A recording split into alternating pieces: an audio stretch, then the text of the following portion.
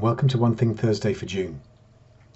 When I was a kid, I'm pretty sure I used to ask my mum, "Do I have to?" as a response to lots of the requests she made. My children certainly kept that tradition going. I find that the consequences of the attitude can linger a long time into adulthood. Having to do something is an interesting phrase.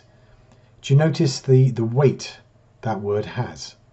The moment you have to do something, it feels like a burden, often an obligation, sometimes an imposition. An activity you have to do becomes something to get through. It implies you'd rather not. When sometimes someone tells you they have to do something, often when it's accompanied by a sigh, it can be enlightening to respond with, "What would happen if you didn't?" Their eyes often go round and they flounder to justify themselves, usually only to themselves. But lurking in the background is often a childhood rule imposed by well-meaning parents.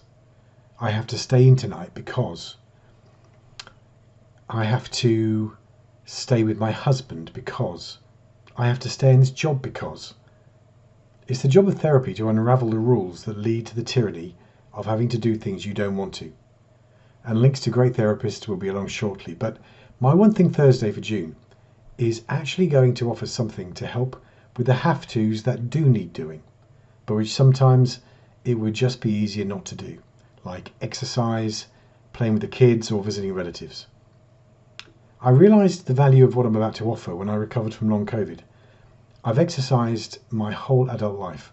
I was really very disciplined about it and would have to do it even when I didn't fancy it.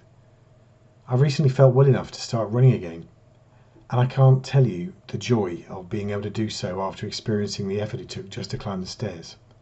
However, we're all human, and this morning I really didn't fancy it.